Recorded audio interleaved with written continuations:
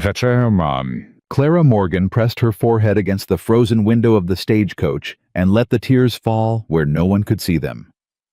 22 years old, and everything she'd ever loved was buried in a Boston cemetery.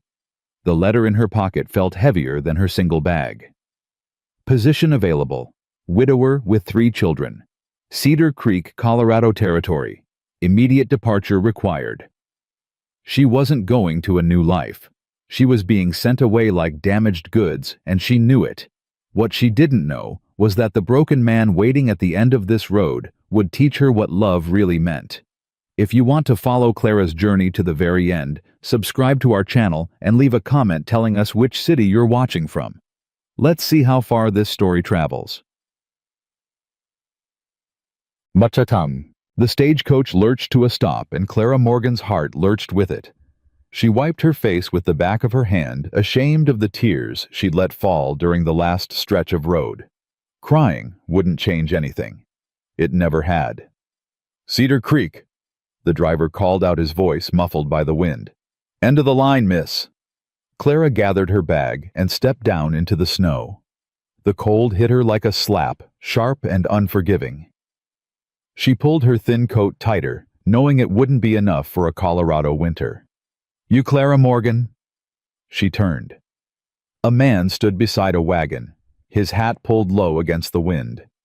He was younger than she'd expected, maybe late 20s, with the same dark hair and broad shoulders the letter had mentioned. But his eyes were wrong. Too warm, too curious. "I am."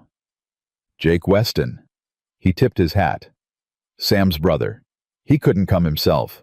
The little one's got a fever." Clara's stomach tightened. The youngest rose. Jake's eyebrows rose. "You know their names?" "Mrs. Patterson's letter mentioned them, Emma Thomas and Rose." "Tommy," Jake corrected. "He goes by Tommy, hates Thomas, says it sounds like a preacher's name." Clara almost smiled. Almost. Jake grabbed her bag before she could protest and tossed it into the wagon. "Come on, it's a good hour's ride and the temperature's dropping fast." She climbed up beside him, and the wagon began to move. The town of Cedar Creek disappeared behind them, nothing more than a cluster of buildings huddled against the snow. "So," Jake said after a long silence. "Boston, huh?" "Yes. Long way from home." Clara watched the white landscape stretch endlessly before them. "I don't have a home anymore." Jake glanced at her, something shifting in his expression. He didn't ask more questions. The Weston Ranch appeared slowly emerging from the snow like a ghost. Clara saw the barn, first solid and well-maintained, then the fences, then the house. 2 stories. A wide porch, smoke rising from the chimney. It looked warm. It looked like everything she'd lost. "Sam built most of it himself," Jake said, pulling the wagon to a stop. "After the war, he came out here with nothing but a mule and a dream. Built this place from the ground up." "And his wife?" Jake's jaw tightened. "Margaret. She died 2 years ago. Childbirth. The baby didn't make it either." Clara closed her eyes briefly. 4 graves then, not 3. "Sam's not the same," Jake continued quietly. "None of them are. Emma won't talk to strangers. Tommy runs off every chance he gets. And Rose." He paused. "Rose hasn't spoken more than a handful of words since her mama died." "She doesn't speak." "She can, she just chooses not to. Doc says it's grief. Sam says it's his fault. I say it's a wound that hasn't healed yet." The front door opened and a man stepped onto the porch. Clara's breath caught. He was tall, taller than Jake, with shoulders that looked like they'd been built for carrying the weight of the world. His face was weathered, lined in ways that had nothing to do with age, and everything to do with loss. Dark hair touched with gray at the temples. A beard that looked like it hadn't been trimmed in weeks. But his eyes. His eyes were the color of winter itself, pale and blue, and utterly empty. "Mr. Weston," Clara said, climbing down from the wagon. "Miss Morgan." His voice was low, rough, like he hadn't used it much lately. "You made it." "I did." He didn't move to help her, didn't offer to take her bag. He just stood there watching her with those hollow eyes. "The children are inside," he said finally. "Emma's watching Rose. Tommy's somewhere he shouldn't be." The fever Jake mentioned Rose was sick. Something flickered in his expression. Surprise, maybe, that she'd remembered. "Broke this morning. She's tired, but she'll live." "I'm glad." He studied her for a long moment. Clara felt the weight of his gaze, felt him measuring her against whatever expectations he'd built in his mind. "You're younger than I expected," he said. "I'm 22. And you've cared for children before?"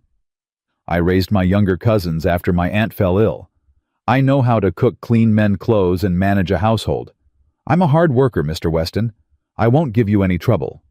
His jaw tightened at that last word. Trouble. Like she was something to be managed. "Come inside," he said. "You'll freeze out here." The warmth of the house hit Clara like an embrace. She stood in the doorway for a moment, letting it seep into her bones, her eyes adjusting to the dim light. The front room was simple, but clean. A fireplace crackled against the far wall. A worn sofa faced it, flanked by two chairs that didn't match. A wooden table sat near the kitchen set for four. And there, standing near the stairs, were two of the children. The older one, Emma, had her mother's dark hair and her father's guarded expression. 11 years old, but she held herself like someone much older. Her arms were crossed, her chin lifted in defiance.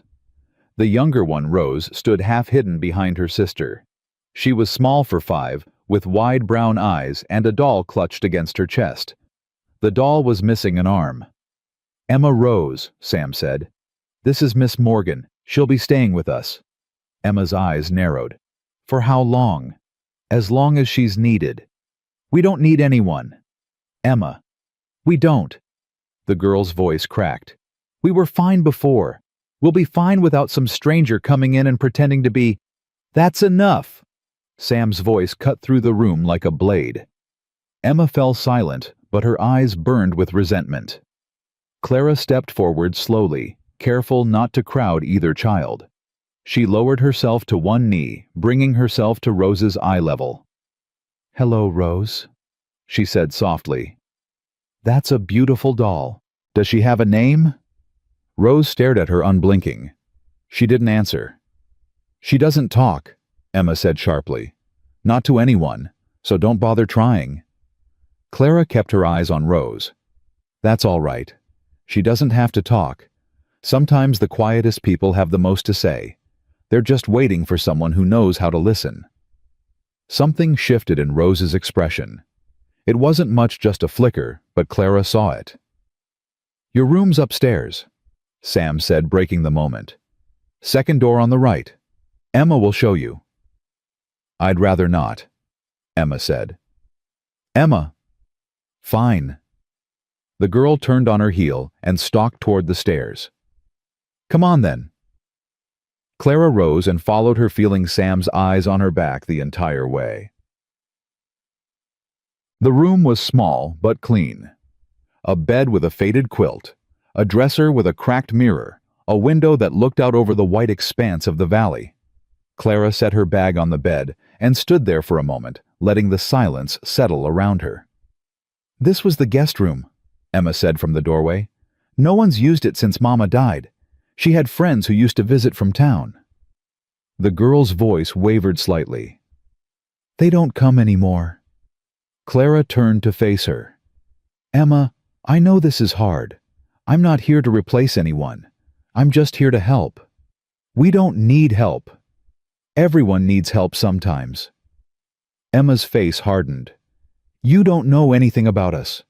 You don't know what we've been through. You're just some woman who answered an advertisement because she had nowhere else to go." The words stung because they were true. "You're right," Clara said quietly. "I don't know what you've been through, but I know what it feels like to lose someone. I know what it feels like to have your whole world fall apart and have to keep going anyway.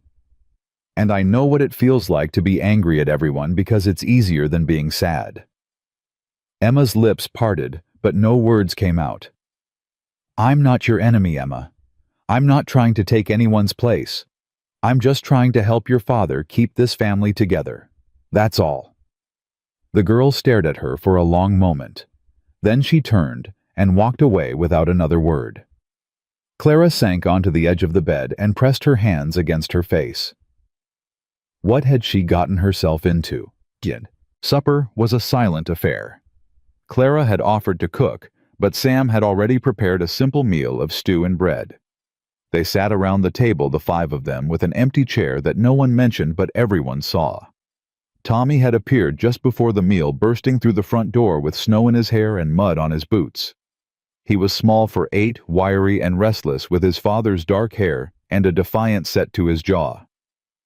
"Where were you?" Sam asked. "Nowhere." "Tommy."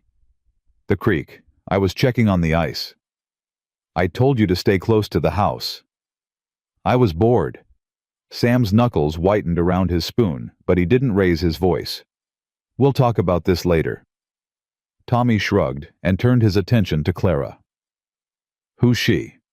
"Miss Morgan. She'll be helping out." "Helping with what?" "Everything." Tommy studied her with naked curiosity. "Are you our new mama?" The table went silent. Emma made a choked sound. Rose's fingers tightened around her doll. Sam's face became stone. "No," Clara said calmly. "I'm not. I'm here to help your father and to look after you while he works. That's all." Tommy frowned. "Mrs. Patterson said you were a mail-order bride." "Tommy," Sam warned. "She did.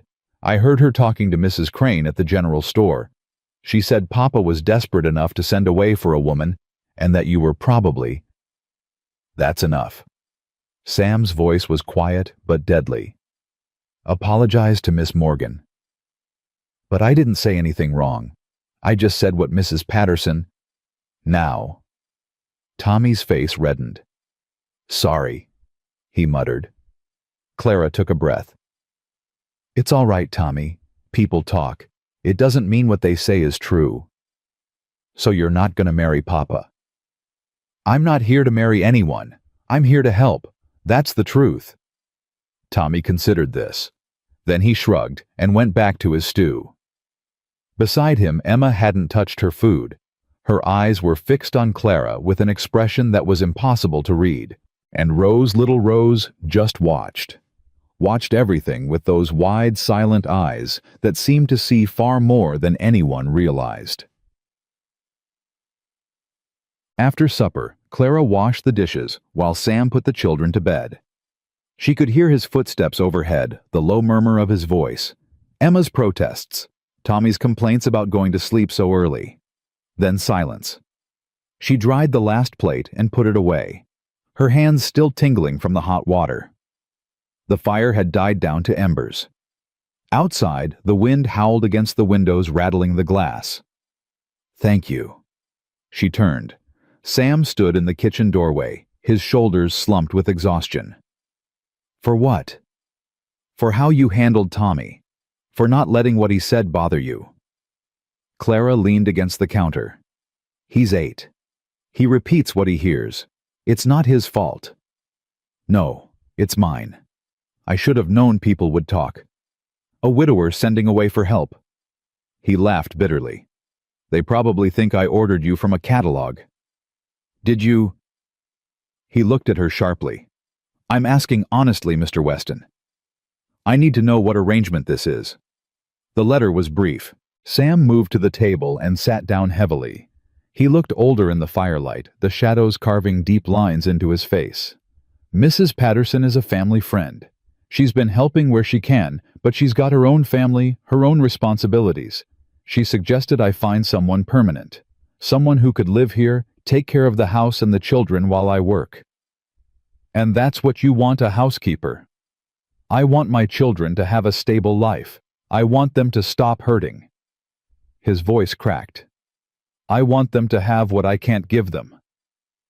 Clara felt something shift in her chest. "Which is?" "A woman's presence. Someone who can teach Emma the things her mother should have taught her. Someone who can make Rose feel safe enough to speak again. Someone who can show Tommy that not everyone leaves." You haven't left. I might as well have. He stared at the table, his hands flat against the wood. I'm here, but I'm not present. I don't know how to be. Every time I look at them, I see her. Every time I try to comfort them, I make it worse. Emma blames me for not saving Margaret. Tommy thinks I don't care. And Rose. His voice broke. Rose just looks at me like she's waiting for me to disappear too. Clara moved to the table and sat across from him. Mr. Weston. Sam. Sam. She said his name carefully, like testing unfamiliar ground. Grief isn't a straight line. It doesn't end just because time passes. You're doing the best you can. My best isn't good enough. Then let me help. He looked up at her, then really looked at her. And for the first time, Clara saw something other than emptiness in his eyes. She saw hope. Fragile, buried, barely alive, but there. Why? He asked. Why did you come here the truth? Clara hesitated. She could lie, could give him the polished answer she'd prepared. But something about the rawness in his face demanded honesty. Because I had nothing left, she said. My parents died when I was young. I was raised by my aunt. When she passed last spring, everything I had went to pay her debts. I was alone, penniless, with no prospects and no future. When Mrs. Patterson's letter came, it felt like a lifeline. I didn't care where I was going or what I was walking into. I just needed somewhere to be. So, we're both running from ghosts. I suppose we are. They sat in silence for a long moment, the fire crackling softly between them. The children won't make this easy, Sam said finally. Emma's determined to hate you. Tommy will test every boundary you set. And Rose. He trailed off. Rose will speak when she's ready. How do you know? Because I understand her. I didn't speak for 3 months after my mother died. I was so afraid that if I opened my mouth, all the pain would come pouring out and never stop. Clara's voice softened. But then someone showed me it was safe, that the pain wouldn't destroy me, and slowly I found my voice again. Sam stared at her like she was something he couldn't quite comprehend. Get some rest, Miss Morgan. Tomorrow will be hard. Clara. He blinked. If I'm calling you Sam, you should call me Clara. Something almost like a smile touched the corner of his mouth. It disappeared before it fully formed, but Clara had seen it. Good night, Clara. Good night, Sam. Matt. She woke to screaming. Clara bolted upright in bed, her heart pounding. The sound was coming from down the hall. High, terrified, a child's scream that cut through the darkness like a knife. She threw off the covers and ran. Rose's door was open. Inside, the little girl sat up in bed, her eyes wide and unseeing, her mouth open in a wail that seemed too big for her small body. Sam was already there, kneeling beside the bed, his hands hovering like he was afraid to touch her. Rose, sweetheart, it's okay. It's just a dream. Papa's here. But Rose didn't seem to hear him. She kept screaming, kept staring at something none of them could see. Clara moved without thinking. She pushed past Sam and climbed onto the bed, gathering the small, trembling body into her arms. Shh, she whispered, rocking gently. Shh.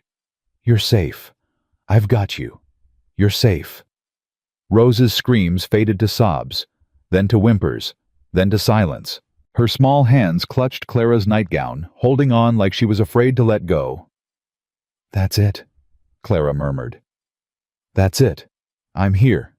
You're not alone. She looked up to find Sam watching her, his face pale in the moonlight.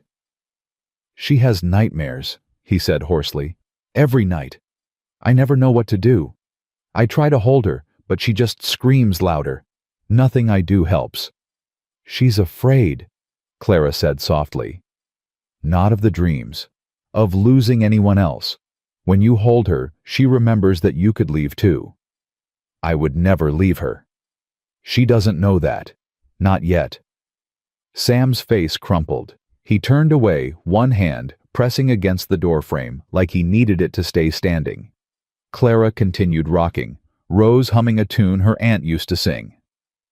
The little girl's breathing slowed, deepened. Her grip on Clara's nightgown loosened. "She's asleep," Clara whispered. Sam turned back and she saw the tears on his face.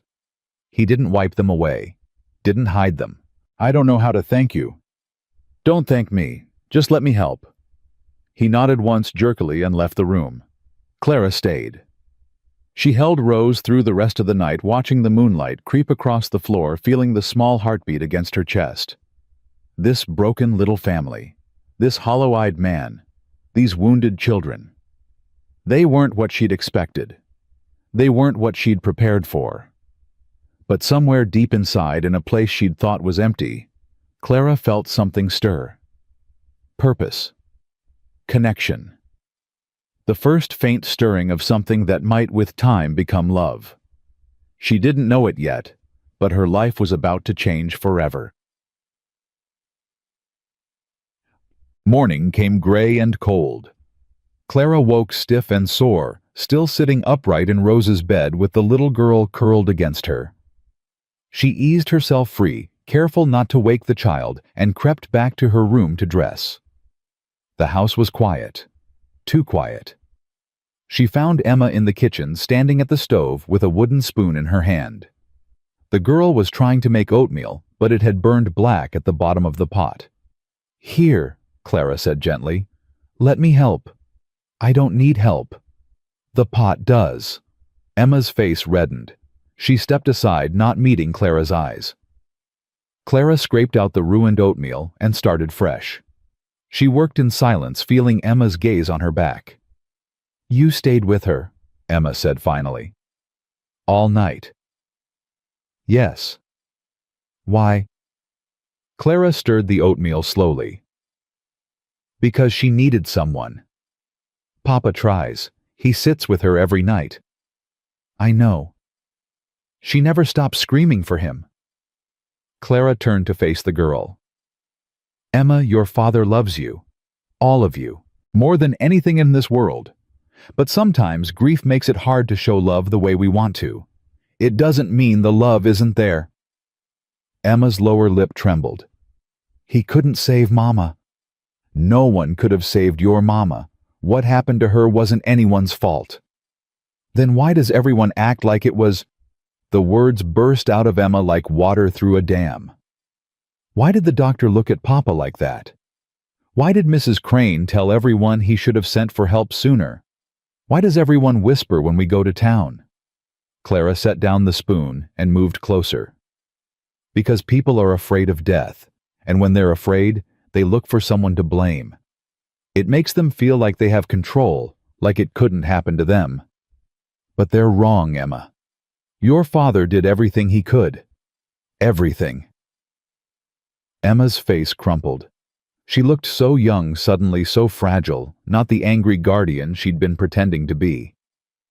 "I miss her so much." Clara opened her arms, and Emma fell into them, sobbing against her shoulder. "I know," Clara whispered. "I know you do." They stayed that way until the oatmeal started bubbling. Clara wiped Emma's face with a clean cloth and finished making breakfast. It wasn't forgiveness. It wasn't trust. But it was a start.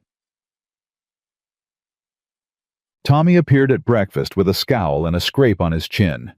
"What happened?" Clara asked. "Nothing." "Tommy." "I fell." He dropped into his chair and grabbed a biscuit. "Ain't a big deal." "Let me see." "It's fine." "Tommy." Clara kept her voice calm but firm. "Let me see." He glared at her, but something in her expression must have convinced him. He lifted his chin, revealing a shallow cut that had already started to scab. "It needs to be cleaned." "It's fine. It could get infected. Do you know what happens when wounds get infected? They hurt. They rot, and then they have to be cut off." Tommy's eyes widened. "You're lying." "I saw a man lose his hand because of an infected cut. One small cut, just like yours. He waited too long to clean it."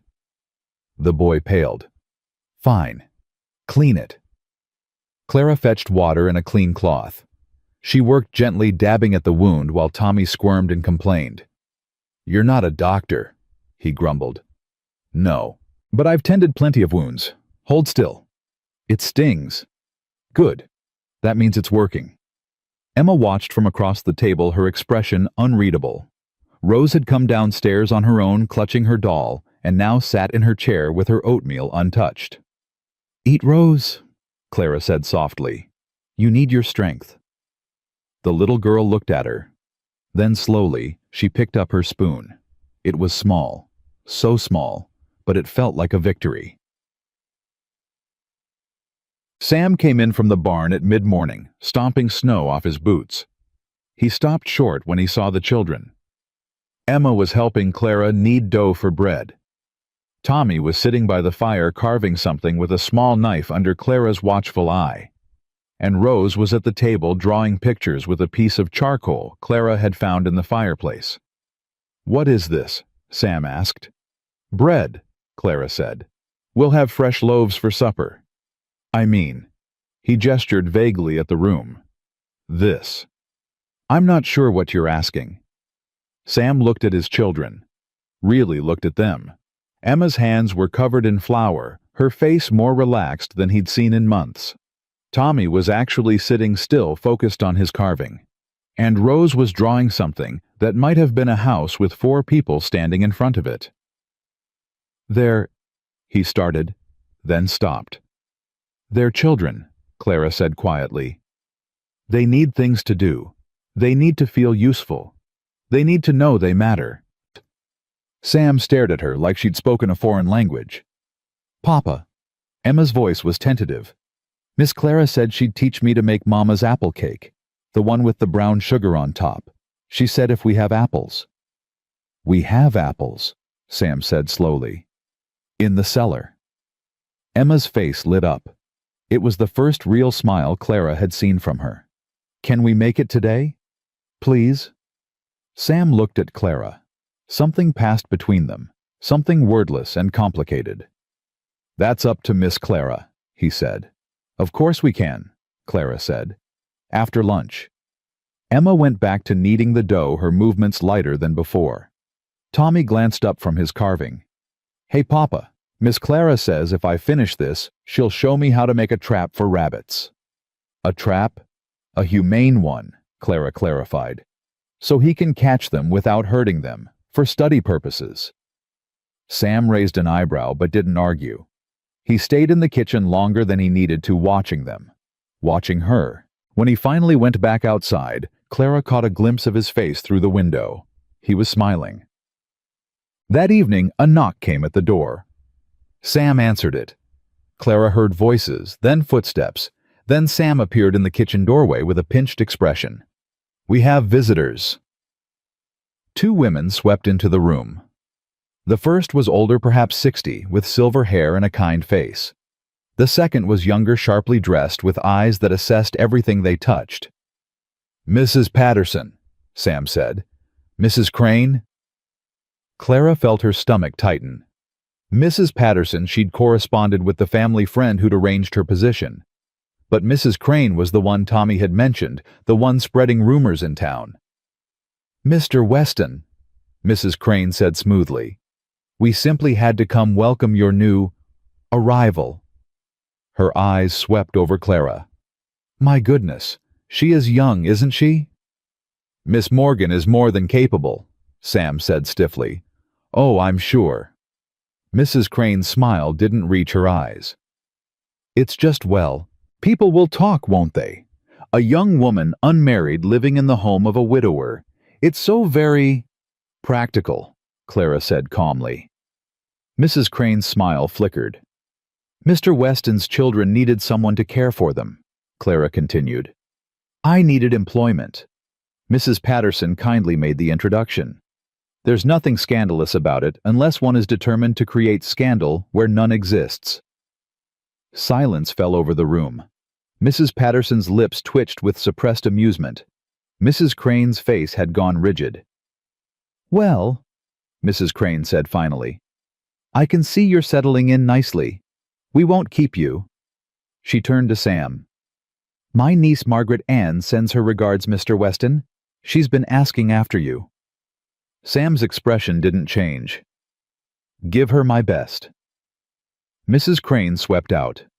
Mrs. Patterson lingered, taking Clara's hands in her own. You're doing well, she said quietly. Better than I hoped. Don't let her get to you. I won't. The older woman squeezed her hands and followed Mrs. Crane out into the snow. Sam closed the door and leaned against it, exhaling heavily. I'm sorry about that. Don't be. I've dealt with women like Mrs. Crane before. She's been circling since Margaret died. Her niece is 19 and desperate for a husband. She sees me as suitable prey. Clara felt something twist in her chest. And are you suitable prey? Sam looked at her, and for a moment neither of them moved. I haven't thought about remarrying, he said slowly. Not once. Not until. He stopped. Not until what?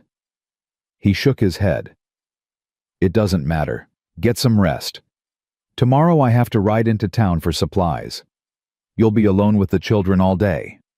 I can handle it. I know you can. He walked past her close enough that she caught the scent of wood smoke and cold air, close enough that her heart stuttered in her chest. Good night, Clara. Good night, Sam. She stood in the empty kitchen for a long time after he'd gone, her hand pressed against her racing heart. This was supposed to be simple. A job, a place to stay, a way to survive. But nothing about Samuel Weston was simple, and Clara was beginning to realize that surviving might be the least of her challenges. The morning Sam left for town, the sky hung low and gray heavy with the promise of snow. Clara stood on the porch, watching the wagon disappear down the road, her breath forming small clouds in the frigid air. He'll be gone all day, Emma said from behind her. Maybe longer if the weather turns. Clara turned. The girl stood in the doorway, arms crossed, her expression guarded but less hostile than before. Then we'd better make sure everything's taken care of before he gets back. Have you fed the chickens? Not yet. I'll do it. You start breakfast. Emma's eyebrows rose. You trust me with breakfast. I trust you with a lot more than breakfast, Emma. You've been running this household longer than anyone gives you credit for. Something flickered in the girl's eyes. She nodded once and disappeared inside. Clara gathered her coat and headed for the chicken coop, her boots crunching through the fresh layer of snow. The cold bit at her cheeks, but she barely noticed.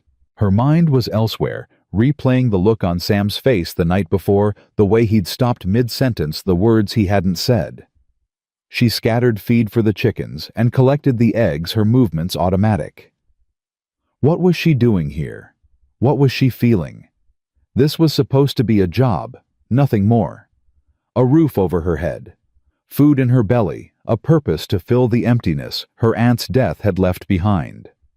She wasn't supposed to notice the way Sam's eyes crinkled when he almost smiled. She wasn't supposed to feel her pulse quicken when he said her name. She wasn't supposed to lie awake at night wondering what it would be like if things were different. Miss Clara. Tommy's voice cut through her thoughts. She looked up to see him running toward her, his face flushed with excitement. What is it? There's a man at the fence. He's asking for Papa. Clara's stomach tightened. What man? I don't know. He's got a fancy coat and a mean face. She set down the basket of eggs and followed Tommy around the side of the house. A man sat on horseback near the front gate, his posture rigid, his eyes scanning the property with an expression that made Clara uneasy. Can I help you? She called out. The man's gaze snapped to her. He was perhaps 40, well-dressed for the territory, with a thin mustache and eyes the color of dirty ice. I'm looking for Samuel Weston. Mr. Weston isn't here. He's gone to town. And you are? Clara Morgan. I work for the family. The man's lips curved into something that wasn't quite a smile. Ah, the new help. I've heard about you. I'm sure you have. What business do you have with Mr. Weston? That's between me and him. The man reached into his coat and produced a folded paper. "Give him this when he returns. Tell him Silas Crane came calling." Clara took the paper, her fingers brushing against his gloved hand. The touch made her skin crawl. "Crane," she repeated. "Any relation to Mrs. Crane?" "My mother." His smile widened. "She speaks highly of you, Miss Morgan. Says you're quite the firecracker." "I'm sure she does." Silas Crane tipped his hat, his eyes lingering on her in a way that made her want to scrub her skin clean. Then he wheeled his horse around and rode off without another word. Tommy appeared at her elbow. "Who is that trouble?" Clara said quietly. "Come on, let's go inside." She tucked the paper into her apron pocket and tried to push the encounter from her mind. But the man's eyes stayed with her, cold and calculating, and she couldn't shake the feeling that something dark had just arrived at their doorstep. Breakfast was quiet. Emma had made oatmeal without burning it this time, and Clara praised her effort genuinely. Tommy ate with his usual abandon, talking between bites about the rabbit traps he wanted to build. Rose sat silently pushing her food around her bowl, her doll propped against the table beside her. "Rose," Clara said gently, "you need to eat, sweetheart." The little girl looked up. Her eyes were huge and her thin face full of something Clara couldn't quite name. "Are you feeling all right?" Rose nodded slowly. Then, so quietly, Clara almost missed it, she whispered, "Bad man." Clara's heart stopped. "What did you say?" But Rose had gone silent again, her attention fixed on her doll. "She spoke," Emma breathed. "She actually spoke. Rose." Clara moved to kneel beside her chair. "Rose. Honey, can you tell me more? What bad man?" The little girl shook her head, her lower lip trembling. "It's okay. You don't have to say anything else, but I want you to know that you're safe here. No one is going to hurt you. Do you understand?" Rose's eyes met hers. Then slowly she reached out and touched Clara's face with her small hand. The gesture was so unexpected, so tender, that Clara felt tears prick at her eyes. "I'll keep you safe," Clara whispered. "I promise."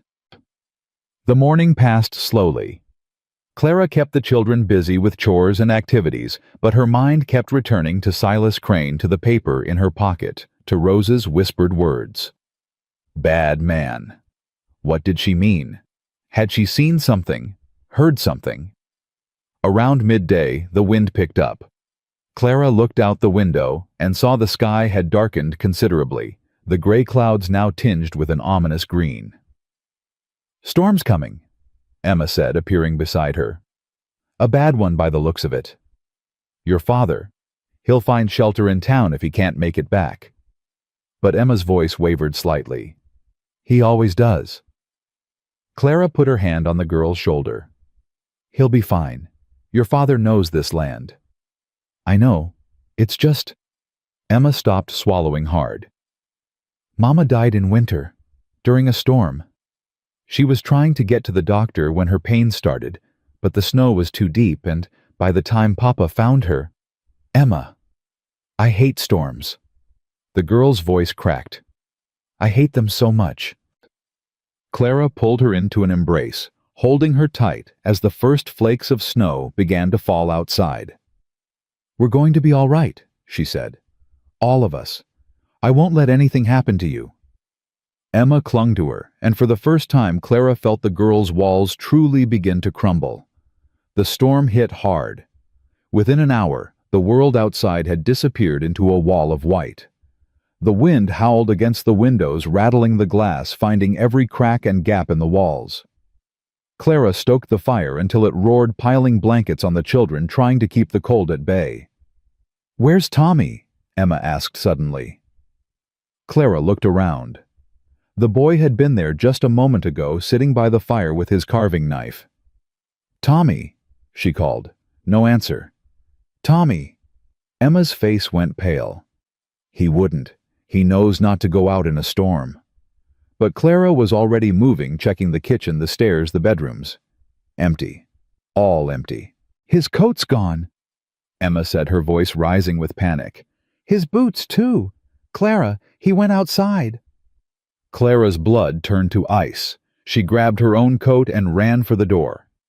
"Stay here with Rose," she ordered. "Keep the fire going. Don't open the door for anyone except me or your father." "But, Emma, listen to me. I need you to be brave. Can you do that?" The girl nodded, her face white but determined. Clara plunged out into the storm. The cold hit her like a physical blow. She couldn't see more than a few feet in any direction, the snow swirling so thick it was like walking through a white curtain. She called Tommy's name, but the wind tore the words from her mouth and scattered them into nothing. Think, she told herself. Think. Where would he go? The creek. He'd mentioned checking on the ice. He'd been warned to stay away, which meant it was exactly where an 8-year-old boy would go. She fought her way through the drifts, following the fence line by feel when she couldn't see it. The cold seeped through her coat, her gloves, her boots. Her face went numb, her fingers ached. She found him by the sound of his crying. He was huddled under a fallen tree near the creek bank, his small body shaking with sobs and shivers. When he saw her, his face crumpled with relief. "Miss Clara." She grabbed him, pulling him against her. "What were you thinking? You could have died out here." I'm sorry. I just wanted to check the traps. I thought I could make it back before the storm got bad." "You foolish, foolish boy." But she held him tight, her own tears freezing on her cheeks. "Can you walk?" "I think so." "Then hold on to me. Don't let go for anything." They struggled back through the snow, Clara half carrying Tommy when his legs gave out. The house appeared through the white like a beacon, its windows glowing with firelight. She'd never seen anything so beautiful. Emma threw open the door as they stumbled onto the porch. Clara pushed Tommy inside and collapsed against the wall, gasping for breath. "Get him warm," she managed. "Blankets? Hot water?" Emma was already moving, stripping off Tommy's wet coat, wrapping him in quilts, pushing him toward the fire. Rose stood watching her doll clutched to her chest, her eyes huge and frightened. Clara sat on the floor, unable to move her body, shaking uncontrollably. "Miss Clara." Emma's voice seemed far away. "Miss Clara, are you all right?" She tried to answer, but the cold had stolen her voice. The room tilted, darkened. The last thing she heard before unconsciousness took her was Rose's voice, clear and strong for the first time since she'd arrived. "Don't die. Please, don't die." She woke to warmth. Someone had wrapped her in blankets and positioned her near the fire. Her clothes had been changed. She was wearing a flannel nightgown she didn't recognize, and her hair had been unbound, spreading across the pillow beneath her head. "She's awake." Tommy's face appeared above her, pale and worried. Behind him, Emma hovered, her eyes red-rimmed.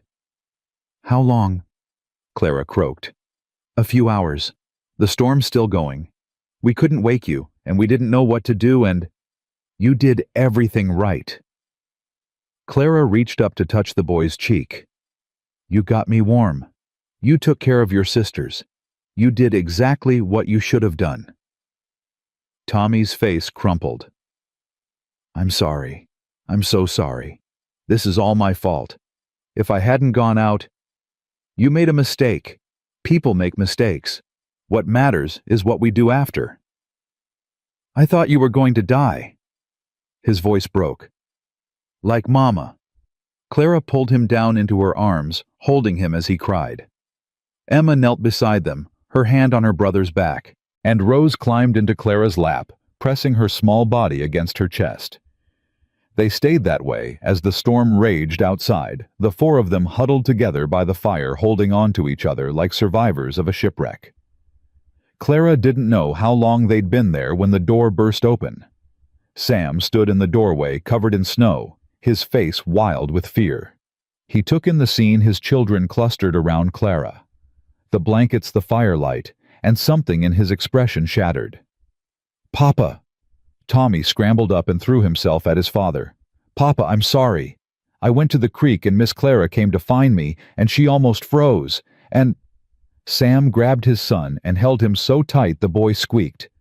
Then he was on his knees beside Clara, his hands cupping her face, his eyes searching hers. "Are you all right?" Emma sent Jake to find me in town.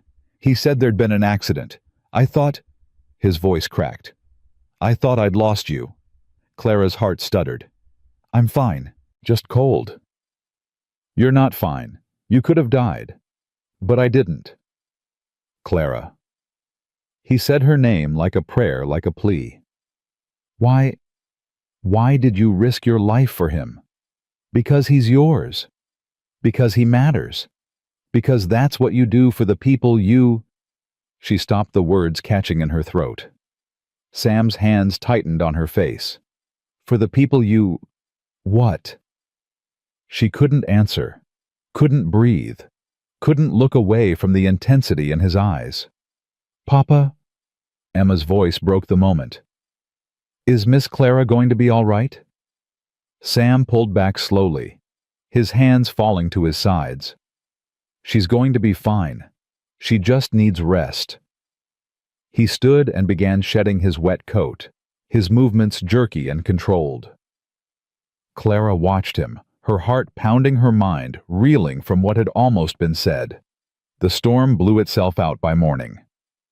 Clara woke to pale sunlight streaming through the windows and the sound of children laughing. She sat up slowly, her body aching but no longer cold, and found the bed she was in was not her own. She was in Sam's room. The realization hit her like a splash of cold water. She was in his bed wearing a nightgown that must have belonged to his wife, surrounded by his things. The door opened. Sam appeared with a cup of coffee, stopping short when he saw her awake. "You're up." "Why am I in here?" "Your room was too cold. The window seal leaks during storms. I thought you'd be more comfortable here." "Where did you sleep?" "The sofa." Clara pulled the blankets up to her chin, suddenly very aware of how little she was wearing. "You should have put me on the sofa. You almost died saving my son. You get the bed." He set the coffee on the bedside table and stood there awkwardly, his hands shoved into his pockets. "About last night," he started. "You don't have to say anything." "Yes, I do." He took a breath. "When Jake told me what happened when I thought you might be, I've never ridden that fast in my life. Not even when Margaret was—" He stopped, his jaw tight. "Sam, I can't lose anyone else. I can't. And the thought of you out there in that storm, dying because of my son's foolishness. It wasn't foolishness. It was grief. Tommy's been trying to get your attention for months, and he doesn't know how to do it except by making trouble. He went to the creek because he knew you'd told him not to. He wanted you to notice him." Sam's face went pale. "What?" "He thinks you don't care about him. He thinks you blame him for his mother's death." "That's insane. Why would I blame him?" "Because she went into labor early trying to bring him medicine when he was sick. Because in his 8-year-old mind that makes it his fault." Sam staggered back like she'd struck him. He sank into the chair by the window, his head falling into his hands. "I didn't know. God help me, I didn't know." "He needs to hear it from you. He needs to hear that it wasn't his fault. That you love him. That you see him. I see all of them, every day. I look at them and I see her, and it tears me apart, and I don't know how to—" His voice broke. "I don't know how to be what they need." Clara set aside the blankets and moved to kneel in front of him. She took his hands in hers, feeling them tremble. "You're already what they need. You just have to let them see it. Stop hiding your grief, Sam. Share it with them. They lost their mother, but they're also losing their father piece by piece, because you won't let them in." He looked at her, his eyes wet, his defenses crumbling. "How do you do that?" "Do what?" "See right through me. No one's done that since Margaret. No one's even tried." Clara's heart ached. Maybe because no one else was looking. They stayed that way for a long moment, hands clasped, eyes locked. Then Sam leaned forward and pressed his forehead against hers. "You terrify me," he whispered. "Why?" "Because I'm starting to feel things I swore I'd never feel again. Because when I thought you might be gone, I couldn't breathe. Because you've been here less than 2 weeks, and already I can't imagine this house without you. Clara closed her eyes. Sam, I know it's too soon. I know you came here for a job, not for this. I'm not asking for anything. I just need you to know. Know what? That you matter. Not just to the children. To me. She pulled back, meeting his gaze. The truth of his words was written all over his face, raw and unguarded. You matter to me too, she said softly. More than I expected. More than I planned. Something like hope flickered in his eyes. Then stay. Not as hired help, just stay. I'm not going anywhere. He exhaled slowly, like he'd been holding his breath for years. A knock came at the door. Emma's voice filtered through. Papa, Miss Clara, breakfast is ready and Tommy says he's dying of hunger. Sam almost smiled. We'll be down in a minute. Clara stood, suddenly aware again of her state of undress. I should get changed. Your clothes are in your room. I had Emma bring them back after the fire dried them. She moved toward the door, then stopped. Sam, the paper, in my apron pocket. A man came yesterday before the storm. Silas Crane. He left it for you. Sam's expression darkened. Silas was here. You know him. Unfortunately, his mother wants me to marry her niece. Silas wants my land. Your land. There's silver in these hills. The Crane Mining Company has been buying up property all over the valley. I've refused to sell 3 times now. They're getting impatient. Clara felt a chill that had nothing to do with the cold. He looked at this place like he already owned it. He thinks he will eventually. He's wrong. Sam stood, his jaw set, his shoulders squared. The broken man she'd met her first day was gone. In his place stood someone harder, fiercer. Get dressed, he said. We have a lot to do today. She nodded and slipped out the door. Breakfast was almost normal. The children chattered about the storm, about Clara's rescue of Tommy, about the way Rose had spoken. Sam listened with an attention he hadn't shown before, asking questions, making eye contact, actually present in a way Clara hadn't seen. When the meal was over, he asked Tommy to help him in the barn. The boy's face lit up like sunrise. Really, you want my help? I always want your help. I should have asked sooner. Father and son walked out together, and Clara watched them go with a warmth spreading through her chest. He's different, Emma said quietly. He's trying. Because of you. Clara shook her head. Because of all of us. Because this family is worth fighting for. Emma was silent for a moment. Then she said, Mama would have liked you. It was the highest compliment the girl could have given. The day passed quietly. Clara washed dishes, mended clothes, helped Rose practice her letters. The little girl had spoken twice more small words, whispered hesitantly, but each one felt like a miracle. Late in the afternoon, a wagon appeared on the road. Clara watched from the window as it drew closer, her stomach tightening when she recognized the driver. Mrs. Crane sat rigid on the seat, her face pinched with cold and disapproval. Beside her sat a young woman Clara hadn't seen before, pretty in a pale, delicate way, with blonde ringlets and a nervous smile. Emma, Clara called. Go find your father. The front door opened without a knock. Miss Morgan, Mrs. Crane said, sweeping inside like she owned the place. How fortunate to find you home. This is my niece, Margaret Ann. She's come to pay her respects to Mr. Weston. Clara kept her expression neutral. Mr. Weston is in the barn. I'll let him know you're here. Don't trouble yourself. Margaret Ann can find him herself. She knows the way. The young woman blushed deeply but didn't protest.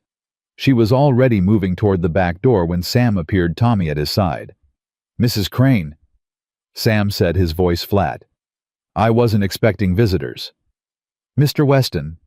Mrs. Crane's smile was sharp enough to cut glass. We couldn't let another day pass without seeing how you fared in that dreadful storm, and Margaret Ann was so worried about you. I'm fine, as you can see. Yes, I can see. Mrs. Crane's eyes slid to Clara. I can see quite a lot, actually. The implication hung in the air like poison. Margaret Ann stepped forward, her eyes downcast. "Mr. Weston, I brought some of my mother's preserves. I know how you always enjoyed them." She held out a basket, her hands trembling slightly. Clara felt a surge of unexpected pity. The girl was a pawn, nothing more, pushed into a game she clearly didn't want to play. Sam took the basket with a curt nod. "Thank you, Miss Margaret. That was kind." "Perhaps Miss Morgan could put these in the kitchen," Mrs. Crane suggested, "while Margaret Ann and I visit with you properly." Clara took the basket without a word, but as she turned, Sam's voice stopped her. "Clara can stay." Mrs. Crane's eyes narrowed. "I beg your pardon. Miss Morgan is part of this household. There's nothing you need to say that she can't hear." The silence that followed was deafening. Mrs. Crane drew herself up to her full height. "Mr. Weston, I've known you since you were a boy. I knew your mother, God rest her soul, and I'm telling you as someone who cares about your reputation that having an unmarried woman living under your roof is causing talk, unpleasant talk. Then people should find something better to do with their time. This isn't a joke. Your children's futures are at stake. Emma will be of marrying age in a few years. Do you think any respectable family will consider her with this kind of scandal attached to her name?" Sam's jaw tightened. "There is no scandal. Miss Morgan was hired to care for my children. That's all." "Is it?" Mrs. Crane's smile was poison-sweet. "Because that's not what my son tells me. He came to visit yesterday, did he not? He said Miss Morgan answered the door looking quite comfortable." Clara felt heat rise in her cheeks. "I answered the door because Mr. Weston was in town. There was nothing inappropriate about it. You're very young, Miss Morgan. Perhaps you don't understand how these things appear to others." "I understand perfectly. And I understand that appearances often matter more to people who have something to hide than to those who don't." Mrs. Crane's face went rigid. Sam stepped forward, positioning himself between Clara and the older woman. "I think you should leave." "Mr. Weston, my children are happy. My household is running smoothly for the first time in 2 years. Miss Morgan has done nothing wrong, and I won't have her reputation attacked in my own home." "I'm only trying to help." "No, you're not. You're trying to manipulate me into marrying your niece because you want access to my land. I've said no 3 times, and the answer hasn't changed." Margaret Ann let out a small sound of distress. Her face had gone crimson with humiliation. "That's a vile accusation," Mrs. Crane hissed. "It's the truth, and everyone in this room knows it. Now please leave. And tell your son that if he comes on my property again, I'll consider it trespassing." Mrs. Crane's composure finally cracked. Fury twisted her features, making her look older, uglier. "You'll regret this," she said quietly. "Both of you." She grabbed Margaret Ann's arm and swept out of the house, slamming the door behind her. Silence fell. Tommy looked between his father and Clara, wide-eyed. "Papa, what just happened?" "Nothing you need to worry about. Go find your sisters." The boy hesitated, then ran off. Sam turned to Clara. His hands were shaking. "I'm sorry," he said. "I should have handled that better." "You handled it perfectly. I just made an enemy of the most powerful family in the valley." "You already had one. Now at least it's out in the open." He laughed bitterly. "You're taking this remarkably well." "I've been called worse things by better people. Mrs. Crane doesn't frighten me." "She should." Sam moved to the window, staring out at the retreating wagon. Her husband was a judge before he died. Her son controls half the businesses in town. They've ruined people for less than what I just said.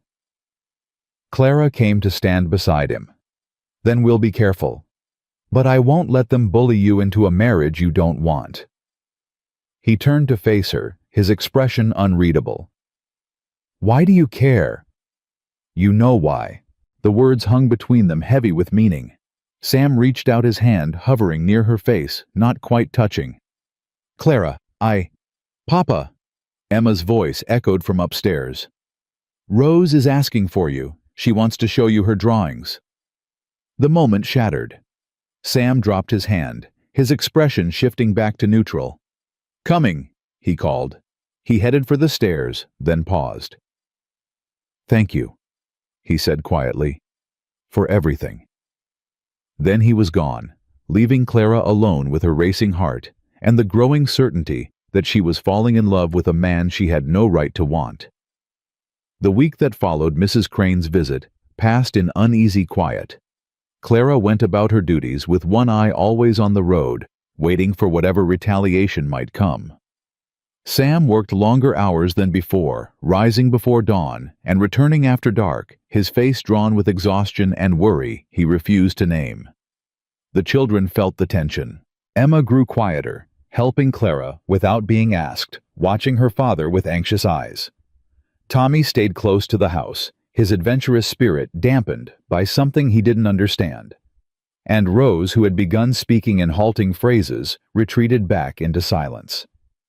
On the 7th day, Jake rode up to the house just after noon. Clara met him on the porch. His face was grim. Where's Sam? The north pasture. What's wrong? The Cranes are making their move. They've called in a loan my brother didn't know he had. Clara's blood went cold. What loan? Margaret took one out years ago before the children were born. She needed money for seed and supplies, and the bank wouldn't lend to a woman.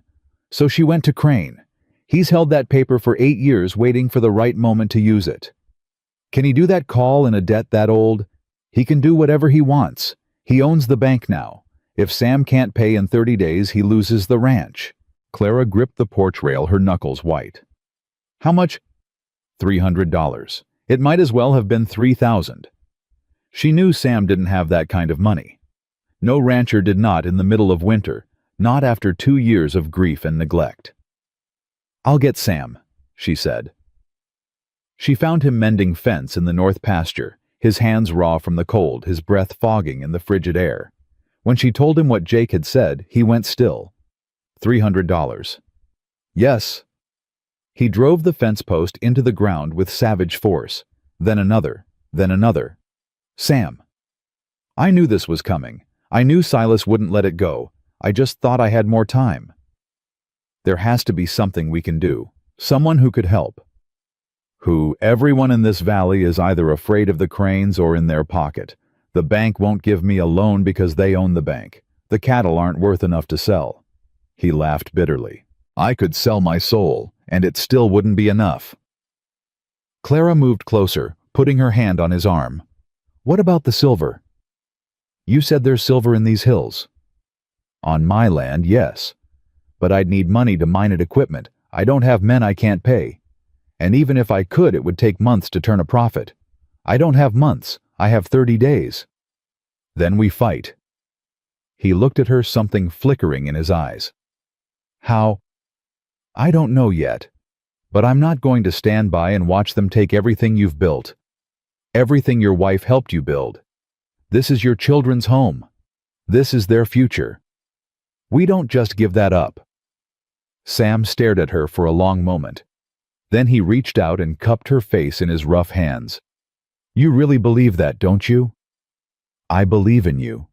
I believe in this family. And I believe that people like the Cranes only win when good people stop fighting. He leaned forward and pressed his forehead against hers. What did I do to deserve you? You didn't do anything. I just showed up, remember? He almost smiled. Best thing that ever happened to me. They stood that way for a long moment, drawing strength from each other. Then Sam pulled back, his expression hardening with resolve. All right, let's figure out how to save this ranch. That night, they spread every document Sam had across the kitchen table. Deed papers, loan agreements, receipts, everything Margaret had carefully filed away before her death. Jake came back after supper to help, and the 4 of them, Sam. Jake, Clara, and Emma, who refused to go to bed, pored over the papers by lamplight. Here.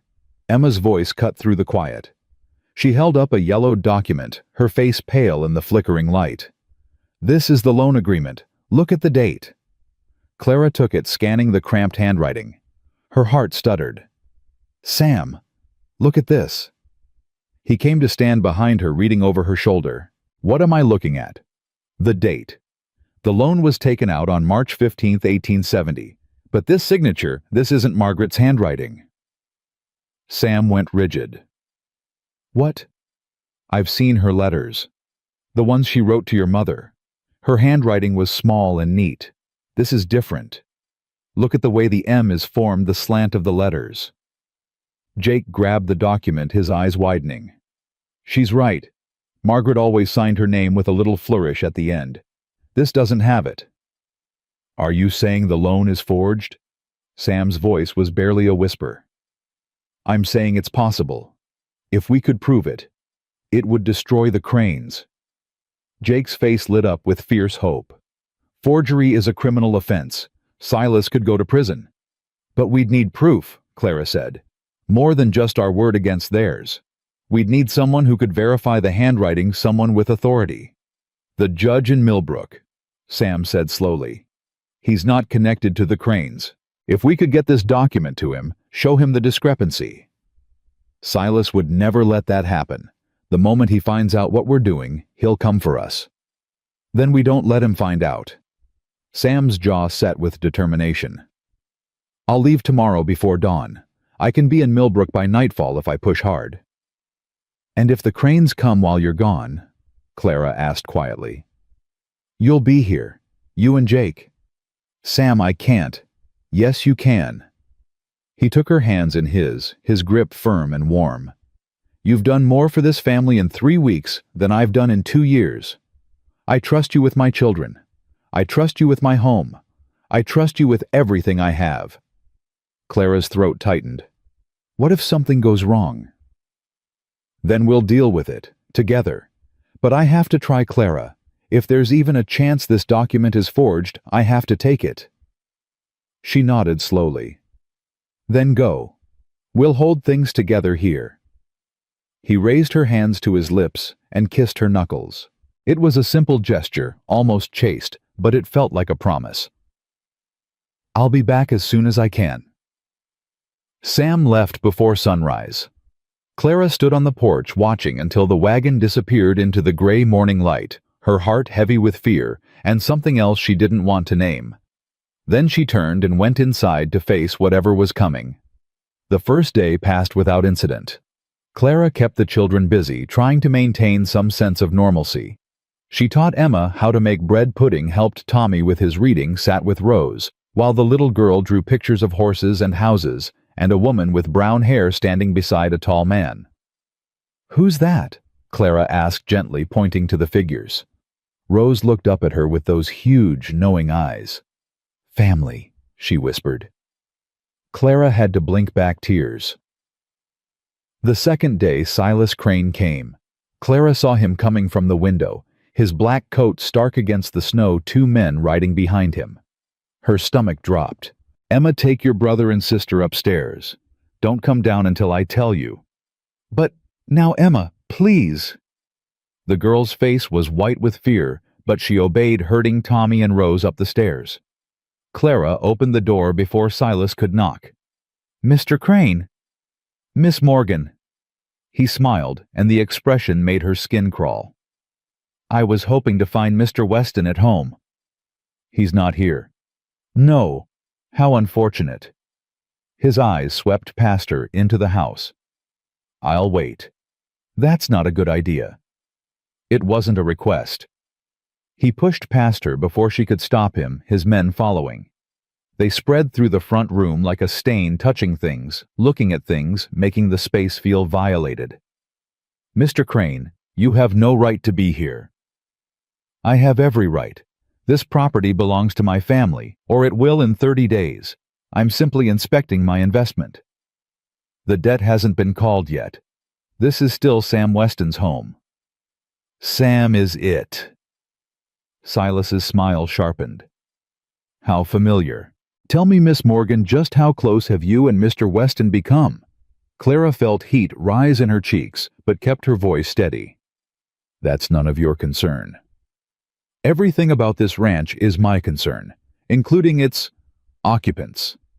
He moved closer, and Clara forced herself not to step back. You're a long way from Boston, young pretty alone. It would be such a shame if something happened to you out here in the wilderness. Is that a threat? It's an observation. The frontier is a dangerous place. Accidents happen. People disappear. He reached out and touched a strand of her hair. It would be wise for you to consider your options, Miss Morgan. There's still time to leave this situation gracefully. Clara slapped his hand away. Don't touch me. Silas's expression flickered, the mask of civility cracking to reveal something ugly beneath. You're making a mistake. The only mistake I made was opening that door. Get out. Or what you'll call for help. There's no one here but you and 3 children. No one to witness anything. No one to contradict whatever story I choose to tell.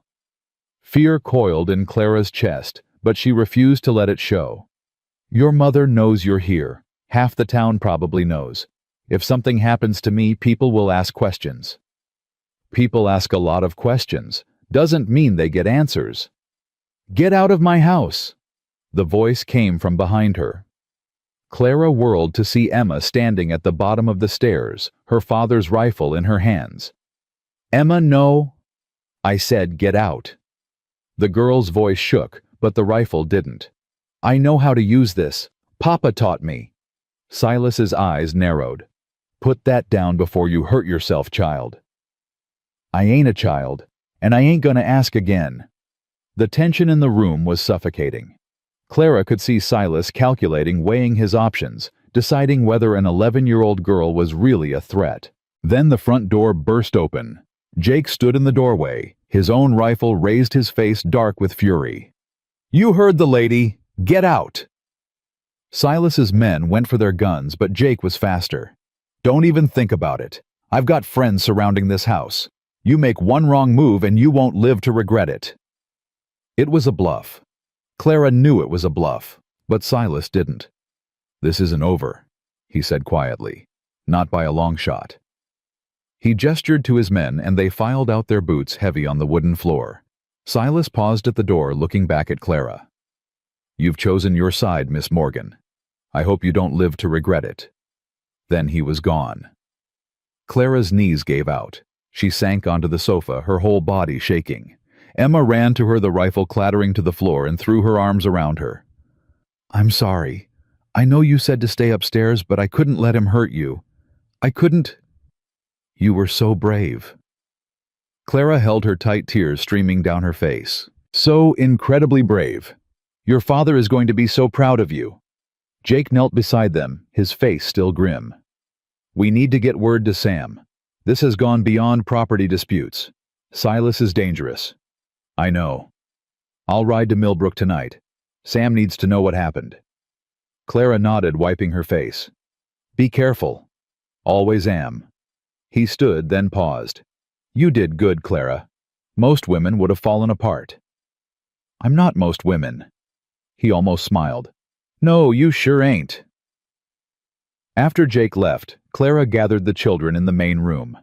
She built up the fire until it roared and made hot cocoa with the last of the sugar. Then she sat with them, all 4 of them, huddled together on the worn sofa, and told them stories until the fear faded from their eyes. Miss Clara, Tommy's voice was small, are the bad men going to come back? I don't know, sweetheart, but if they do, we'll be ready. I was scared, Emma admitted quietly. When I picked up that rifle, my hands were shaking so bad, I thought I'd drop it. Being brave doesn't mean not being scared. It means doing what needs to be done, even when you are scared. And you did that, Emma. You protected your family.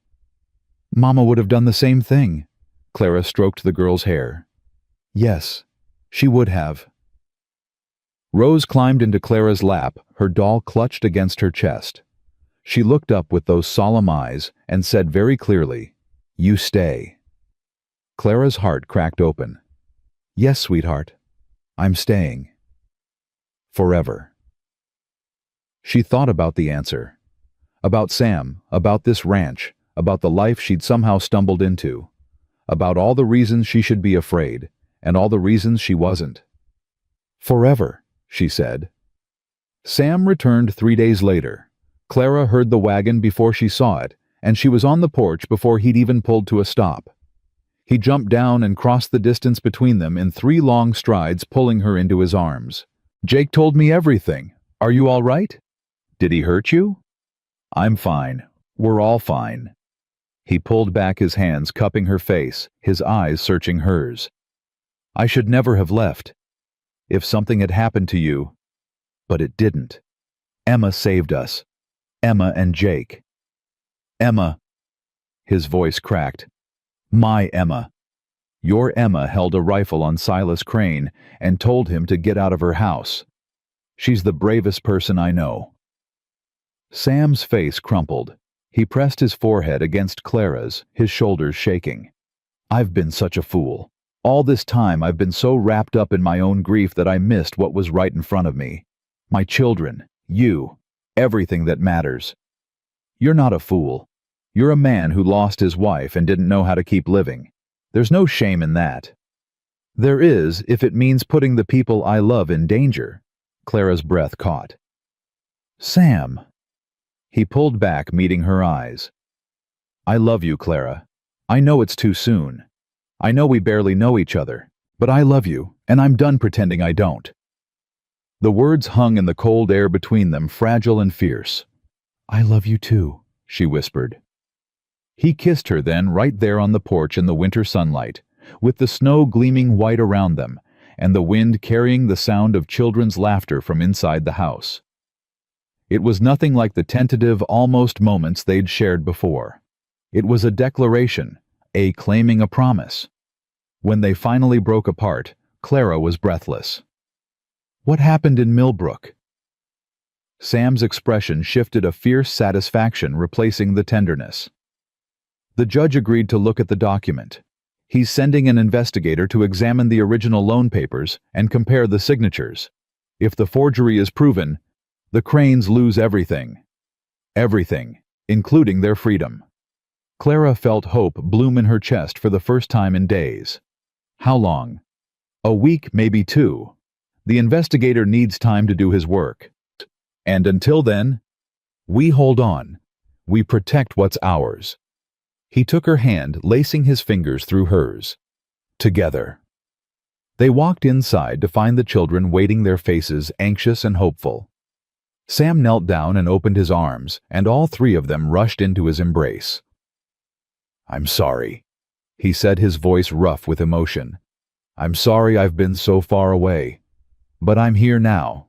I'm not going anywhere." "Promise," Tommy demanded. "Promise." Emma pulled back, her expression serious. "Papa, Miss Clara said we're a family now, all of us. Is that true?" Sam looked up at Clara, something profound passing between them. "Yes," he said. "That's true." Rose tugged at his sleeve. When he looked down, she said the longest sentence she'd spoken since her mother died. "I want Miss Clara to be our mama." The room went silent. Clara's eyes filled with tears. Sam stood slowly, his gaze never leaving hers. "What do you say, Clara Morgan? Will you marry me?" She thought about Boston, about her aunt's cold house and the life she'd left behind, about the letter that had brought her here, the wagon ride through the snow, the first moment she'd seen this broken man and his wounded children.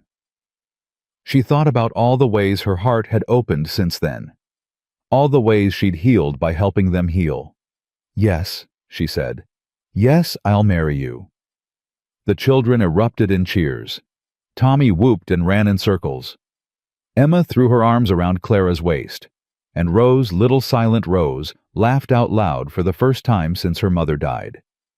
Sam pulled Clara close and kissed her again, softer this time, a gentle seal on the promise they'd made. Outside, the winter sun broke through the clouds, casting golden light across the snow-covered valley. Inside, a family found its way back to each other. The days following Sam's proposal passed in a strange blend of joy and tension. Clara moved through her duties with a lightness she hadn't felt in years, but beneath that happiness lay the constant awareness that the Cranes hadn't finished with them yet. Every sound on the road made her heart jump. Every rider in the distance made her fingers itch for the rifle that now stayed loaded by the door. Sam noticed. Of course he did. "You're not sleeping," he said one morning, finding her in the kitchen before dawn.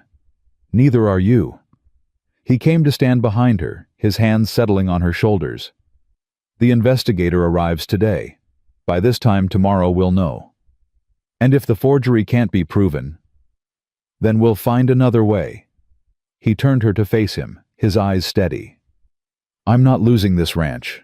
I'm not losing you. Whatever happens, we face it together." Clara leaned into his chest, drawing strength from his heartbeat. "I keep thinking about what Silas said, about accidents happening, about people disappearing. He was trying to scare you." He succeeded. Sam's arms tightened around her. "I won't let him touch you. Any of you. I'd die first." "Don't say that." "It's the truth." She pulled back, meeting his gaze. "I didn't come all this way to watch you sacrifice yourself. If it comes to a fight, we fight together. Promise me." He hesitated, then nodded. "I promise." The investigator arrived at noon. His name was Harold Finch, a small man with spectacles and ink-stained fingers who looked more suited to a library than the rough frontier. But his eyes were sharp, and when he examined the loan document, his expression grew increasingly grim. "This is troubling," he murmured, holding the paper up to the light. "Very troubling indeed." "Can you prove it's forged?" Sam asked. "I need to compare it to other samples of your wife's handwriting. Letters, receipts, anything with her signature."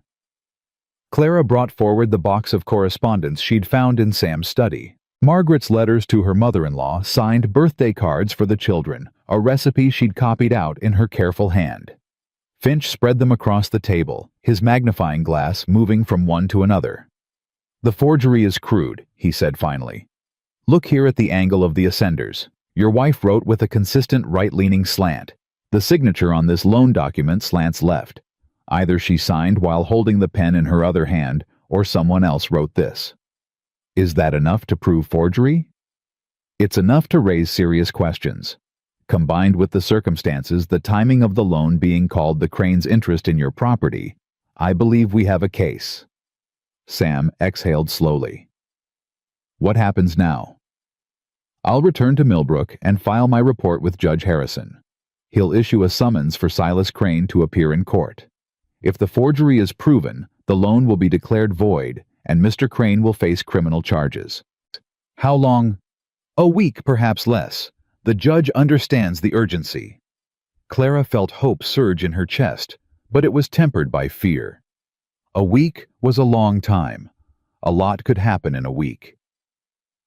That night, after the children were in bed, Clara and Sam sat together by the fire. The house was quiet. The only sounds the crackle of flames and the wind against the windows. "Do you think he'll go quietly?" Clara asked. "Silas? No." Sam's jaw tightened. "He'll fight. Men like him always do." "Then we need to be ready." "We are ready. Jake's been watching the road. The neighbors know what's happening. Half the valley has been waiting for someone to stand up to the Cranes." "And the other half?" "Too afraid to pick a side. That'll change once the court rules against them." Clara stared into the fire, watching the flames dance. "Sam, there's something I haven't told you." He turned to look at her. "What is it?" "When Silas came here, when he threatened me, I saw something in his eyes, something beyond greed or anger. He enjoyed it. The fear, the power. He's not just trying to take your land. He's trying to destroy you. Personally."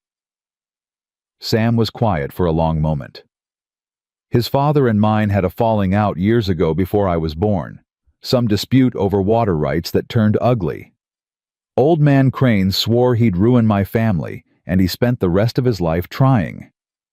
When he died, Silas inherited more than just his money. He inherited his hatred." "That's madness." "That's the frontier. Grudges don't die out here.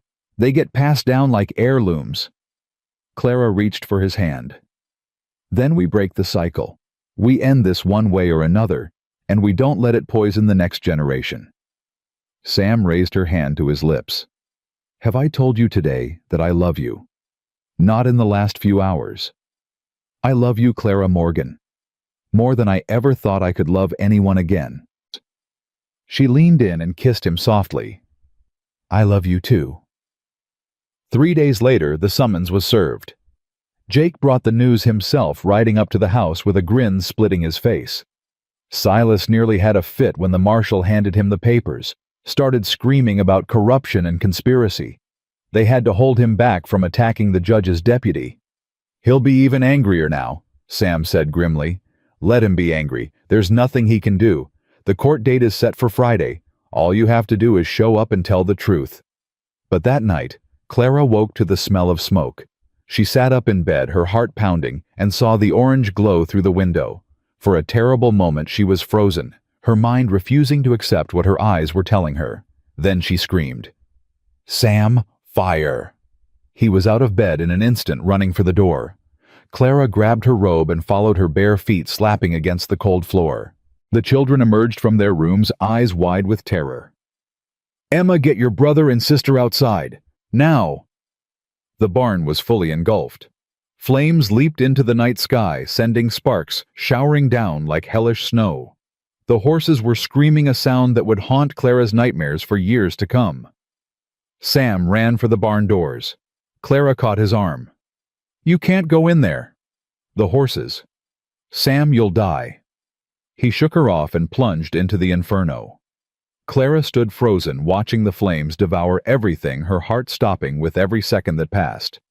Behind her, the children sobbed. Emma held Rose tight against her chest.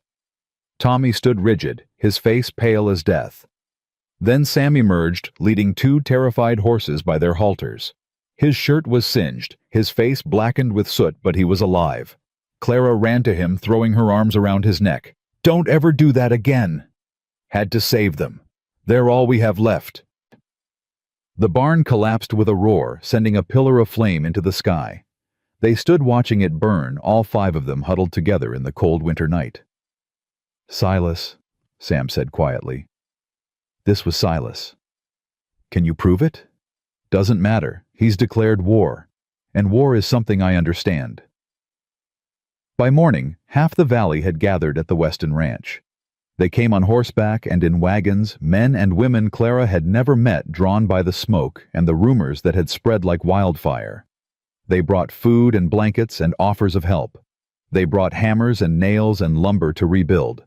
But more than that, they brought anger. "The Cranes have gone too far this time," a grizzled rancher named Henry declared.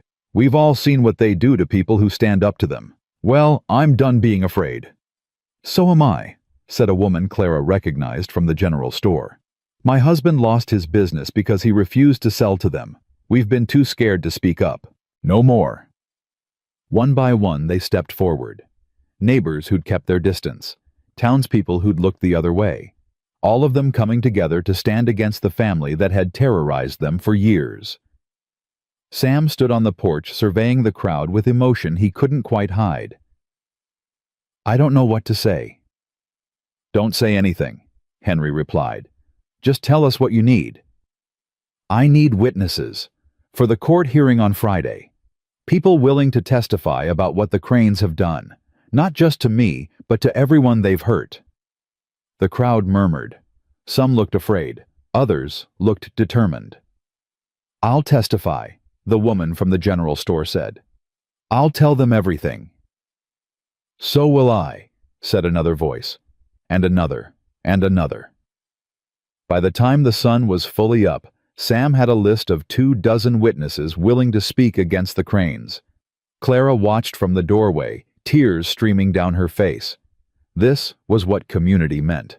This was what standing together looked like. All those months of isolation, of thinking she had nowhere to belong, and now here she was, surrounded by people who would fight for her family. Sam caught her eye across the crowd and smiled a real smile, the kind she'd rarely seen from him. "We're going to win," he mouthed. She nodded, not trusting her voice. They were going to win. The night before the hearing, Clara found Emma sitting alone on the porch, staring up at the stars. "You should be asleep." Couldn't sleep. The girl glanced at her, then back at the sky. "Miss Clara, can I ask you something? Anything. Do you think Mama would be angry that Papa's marrying you?" Clara sat down beside her, considering the question carefully. "I think your Mama would want your father to be happy. I think she'd want all of you to be happy. And I think she'd be glad to know there's someone here to take care of you. I used to be so angry when you first came. I thought you were trying to replace her." "I know. But you weren't. You're not. You're something new. Something different." Clara reached out and took the girl's hand. "I loved someone once before I came here. Not a husband, but my aunt. She raised me after my parents died. When she passed, I thought I'd never love anyone again. I thought my heart was too broken." "What changed?" "Your father, your brother and sister, you." Clara squeezed her hand. "Love isn't finite, Emma. It doesn't run out. Loving you and your family doesn't take anything away from what I felt for my aunt. And your father loving me doesn't take anything away from what he felt for your mother." Emma was quiet for a long moment. Then she said, "I'm glad you came." "So am I. And I'm glad you're going to be our mama. Our second mama." Clara's eyes filled with tears. "That means more to me than you'll ever know." Emma leaned against her, and they sat together in comfortable silence, watching the stars wheel overhead. Friday arrived cold and clear. The courthouse in Millbrook was packed to bursting. People stood in the aisles and lined the walls, all of them waiting to see the Cranes finally brought to justice. Clara sat in the front row with the children, her hands clasped tight in her lap. Sam sat at a table near the front, his expression calm, but his eyes blazing with quiet fire. Beside him sat the witnesses who'd agreed to testify, Henry and the woman from the general store, and all the others who'd found their courage. On the other side of the room, Silas Crane sat alone. His mother hadn't come.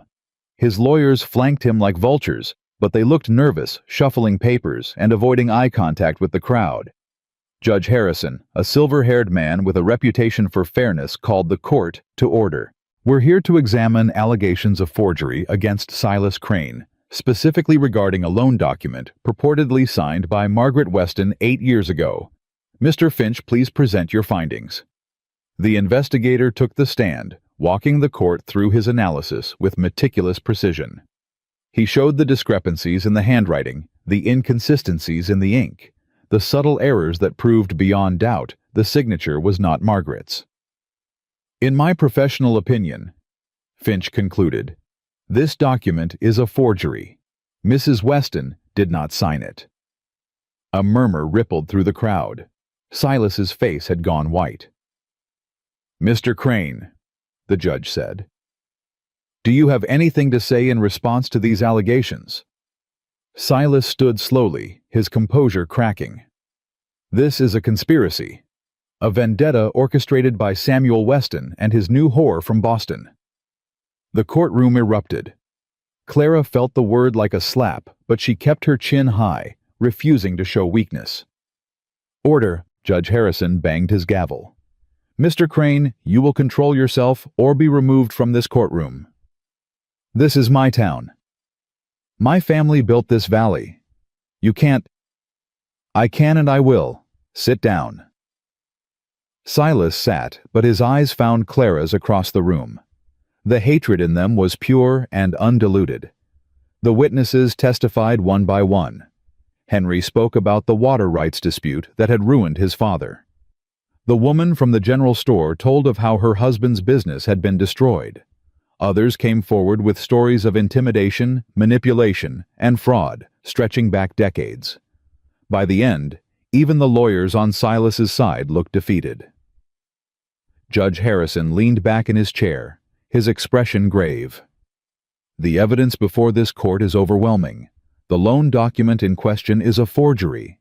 Mr. Crane, you are hereby charged with fraud, forgery, and attempted theft of property. The loan is declared null and void. Mr. Weston's ranch is free and clear." The courtroom exploded in cheers. Clara leaped to her feet, tears streaming down her face. The children rushed to their father, nearly knocking him over with their embraces. But Silas wasn't finished. He lunged across the room, his face twisted with rage, his hands reaching for Sam's throat. "I'll kill you. I'll burn everything you love to the ground." The marshal tackled him before he could reach his target. Clara watched as they dragged him away, still screaming, still threatening his madness, finally laid bare for all to see. Sam caught her eye across the chaos and mouthed 3 words. "We did it." Yes, Clara thought. We did. That evening the Weston Ranch was filled with celebration. People came from all over the valley bringing food and drink and music. The sound of laughter echoed across the snow-covered fields. Children ran and played while their parents danced and toasted to the future. Clara stood on the porch watching it all with a heart so full she thought it might burst. Sam came to stand beside her, his arm sliding around her waist. Quite a party. Quite a day. He was quiet for a moment, then said, "I want to get married tomorrow." Clara looked at him in surprise. "Tomorrow? Why wait? We've already waited too long. Life's too short for waiting." She thought about it. About propriety and planning and all the things she'd been taught to care about. Then she thought about how close she'd come to losing him. How close they'd all come to losing everything. "Tomorrow," she agreed. "Tomorrow sounds perfect." Sam kissed her long and deep while the celebration swirled around them. "I have something for you," he said when they finally broke apart. He reached into his pocket and pulled out a small velvet box. Inside was a ring, simple but beautiful. A gold band with a single pearl set in the center. "It was my mother's. She left it for my wife." He paused. "My wives, both of them." Clara's eyes filled with tears. "Sam, I know it's not fancy. I know you deserve diamonds and it's perfect." She held out her hand and he slipped the ring onto her finger. "It's absolutely perfect." He pulled her close, and they stood together on the porch, watching the stars come out over the valley they'd fought so hard to save. Inside the house, Clara could hear the children laughing. Emma was teaching Rose a new song. Tommy was telling anyone who would listen about the time his new mama stood down Silas Crane. His new mama. Clara smiled, the words settling into her heart like they'd always belonged there. "Ready to go back in?" Sam asked. "In a minute. I just want to remember this. All of it. We'll have plenty more moments like this. A lifetime of them." "I know." She leaned against him, breathing in the scent of wood smoke and winter air. "But this is the first one. The one where everything changed." Sam kissed the top of her head. "I love you, Clara Morgan." "Clara Weston," she corrected. "Almost." "Clara Weston," he repeated, and the name sounded like a promise. "My wife." "Your wife?" she agreed. "Forever." They stood together in the cold winter night, 2 people who'd found each other against all odds, surrounded by the family they'd built and the community they'd united. And in that moment, everything was exactly as it should be. The morning of the wedding dawned bright and cold, the kind of winter day that made the world look like it had been scrubbed clean and set out fresh. Clara woke before sunrise, her heart racing with a mixture of joy and disbelief that this day had finally arrived. She lay still for a moment, listening to the quiet sounds of the house, the creak of settling wood, the distant crow of a rooster, the soft murmur of voices from downstairs where Emma was already awake preparing for the ceremony. Today she would become Clara Weston. Today she would become a wife and a mother in the eyes of God and the law. Today everything she'd ever dreamed of would become real. A knock came at her door. "Miss Clara?" Emma's voice was hushed but excited. "Are you awake?" "Come in, sweetheart." The girl slipped inside, already dressed in her best Sunday dress, her dark hair braided and pinned up in a style Clara had taught her.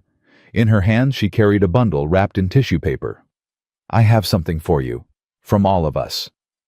Clara sat up, her curiosity piqued. What is it? Emma sat on the edge of the bed and carefully unwrapped the tissue. Inside was a dress simple, but beautiful, made of cream-colored wool with delicate lace at the collar and cuffs. We made it. Emma said, her eyes bright with pride. Me and Mrs. Patterson and some of the ladies from town. We've been working on it for a week ever since Papa told us about the wedding. Clara's throat tightened. She reached out to touch the fabric, marveling at the tiny, perfect stitches. Emma, I don't know what to say. You don't have to say anything. Just wear it. Please. Clara pulled the girl into a fierce hug. It's the most beautiful dress I've ever seen. There's more. Emma pulled back, suddenly shy. Tommy made you a hair comb from some wood he's been carving. It's not very good, but he worked really hard on it. And Rose. She hesitated. Rose has something she wants to give you herself. She asked me not to tell. Rose asked you. Emma nodded, a smile breaking across her face. She's been talking more and more. Not a lot, but more than before. Papa says it's because of you. Because you made her feel safe again. Clara's eyes filled with tears. You all made me feel safe too. I came here with nothing, and now I have everything. That's what family does, Emma said simply. That's what you taught us. The ceremony was held in the front room of the ranch house, with the fireplace blazing and every chair borrowed from neighbors for miles around. Reverend Miller had ridden out from town, his Bible tucked under his arm and a warm smile on his weathered face. Clara stood at the bottom of the stairs, her hands trembling, her heart pounding so hard she was sure everyone could hear it. The dress fit perfectly, hugging her waist and flowing down to brush the floor. Tommy's wooden comb held her hair back from her face, and around her neck hung the pearl necklace that Mrs. Patterson had pressed into her hands that morning. Something borrowed, the older woman had said. Every bride needs something borrowed. Now Clara waited, watching, as the guests settled into their seats, as Jake took his place beside his brother at the front of the room, as Emma guided Tommy and Rose to their spots near the fireplace. Then the crowd parted, and she saw him. Sam stood waiting for her, dressed in a dark suit she'd never seen before, his hair combed back, his beard neatly trimmed. But it was his eyes that stopped her breath. They were no longer hollow, no longer empty. They shone with something she recognized because she felt it too. Love. Pure and unguarded and fierce. She walked toward him, her steps steady despite the trembling in her legs. The guests blurred around her. The only thing she could see was him. When she reached his side, he took her hands in his. You look beautiful, he whispered. So do you. He almost laughed. I look like a man who can't believe his luck. Reverend Miller cleared his throat. Shall we begin? The ceremony was simple, as they'd wanted. The Reverend spoke of love and commitment, of the bond between two souls who'd found each other against all odds. He spoke of family, of community, of the strength that came from standing together. Then it was time for the vows. Sam went first, his voice steady but thick with emotion. Clara, I came to you broken. I'd lost my way, lost myself in grief so deep I couldn't see anything else. I'd forgotten how to be a father. I'd forgotten how to live. And then you showed up, this stranger from Boston, with nothing but a bag and a stubborn streak a mile wide, and you reminded me what mattered. You saved my children. You saved my ranch. You saved me. He paused, swallowing hard. I can't promise you riches or an easy life. But I can promise you my heart, my devotion, and every day I have left on this earth. I love you, Clara, now and forever. Clara blinked back tears, her voice shaking as she spoke. Sam, I came here because I had nowhere else to go. I was lost and alone, and so afraid of what the future held. I expected to find a job, a roof over my head, maybe some peace. I never expected to find a home. I never expected to find a family. I never expected to find you. She squeezed his hands. You showed me that it's never too late to start over. That love can grow in the most unexpected places. That family isn't just blood, it's choice. I choose you, Sam Weston. I choose your children. I choose this life. And I will keep choosing it every single day for as long as I live. Reverend Miller smiled. By the power vested in me, I now pronounce you husband and wife. Sam, you may kiss your bride. Sam pulled her close and kissed her soft and sweet and full of promise. The room erupted in applause. Someone whistled. Someone else shouted congratulations. But Clara barely heard any of it. All she could feel was Sam's arms around her, Sam's lips on hers, Sam's heartbeat against her chest. When they finally broke apart, both of them were crying. "Hello, Mrs. Weston," he said. "Hello, husband." The celebration lasted well into the evening. Tables had been set up throughout the house and spilling onto the porch, laden with food that neighbors had brought. Music filled the air, fiddles and guitars and voices raised in song. People danced and laughed and toasted the newlyweds until Clara's cheeks ached from smiling. Sometime after sunset, she found herself alone on the porch, catching her breath, watching the stars emerge one by one. The cold air felt good against her flushed skin. The noise from inside was muffled, distant, like a warm blanket of sound. "Mama." Clara turned. Rose stood in the doorway, her doll clutched against her chest as always, but her eyes were different. Brighter. More alive. "Yes, sweetheart."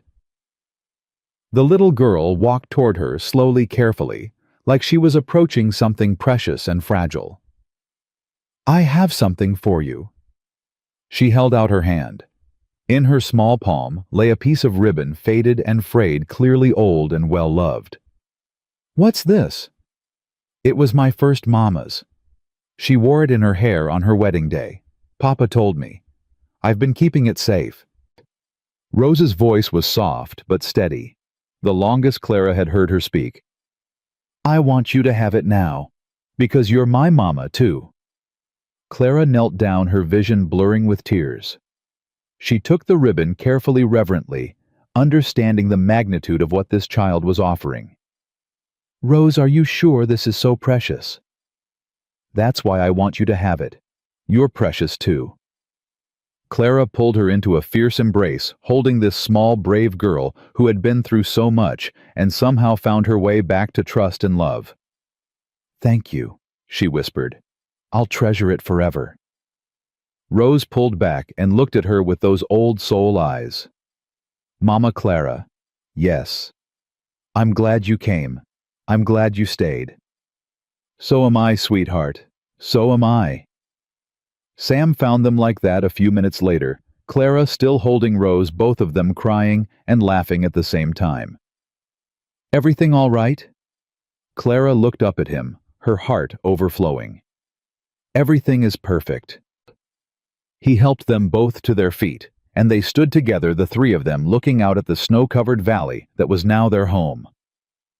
"Emma and Tommy are looking for you," Sam said to Rose. "They want to teach you a new dance." Rose nodded and scampered inside, pausing at the door to look back with a smile that transformed her whole face. Sam put his arm around Clara's waist. "What did she give you?" Clara showed him the ribbon. "Margaret's, from her wedding day." Sam's breath caught. For a moment he couldn't speak. When he did, his voice was rough with emotion. "She never gave that to anyone. Not even Emma. She said she was saving it for something special. She was saving it for me." "Yeah." He pulled her closer. "I think maybe she was." They stood in comfortable silence, watching the night deepen around them. "No regrets?" Sam asked finally. "Not one. It won't be easy. We've still got a barn to rebuild, a ranch to run, 3 children to raise. The cranes may be finished, but there'll be other challenges, other storms." "I know. And you're still not scared?" Clara thought about the question, about everything she'd survived to get here, about everything that still lay ahead. "I'm terrified," she admitted. But I've learned that fear isn't the opposite of courage. It's the fuel for it. And I've got plenty of courage when I'm standing next to you." Sam kissed her temple. "How did I get so lucky?"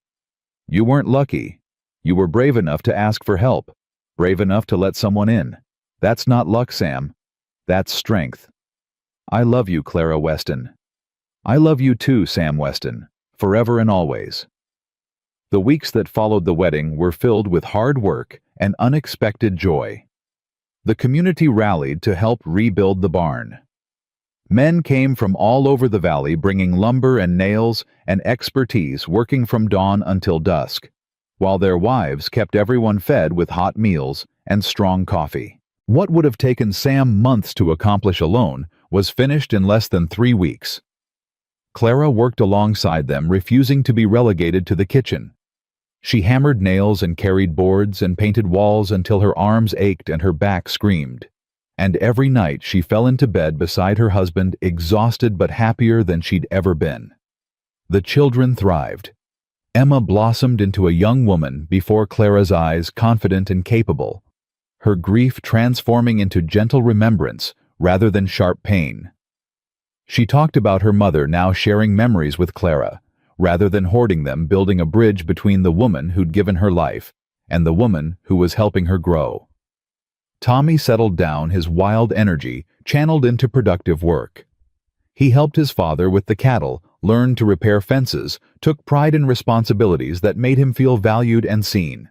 The angry, attention-seeking boy who'd run off into a blizzard had become a young man in training, still mischievous, but no longer destructive. And Rose, sweet little Rose, spoke more every day. Full sentences at first, then paragraphs, then entire conversations. Her voice was soft and musical, and hearing it still made Clara's heart swell with gratitude. The nightmares faded, replaced by peaceful sleep and happy dreams.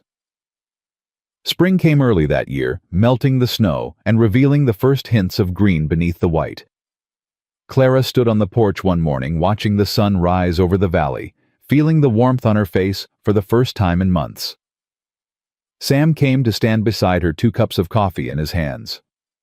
"Penny, for your thoughts." She took the cup he offered, breathing in the steam. "I was thinking about how much has changed.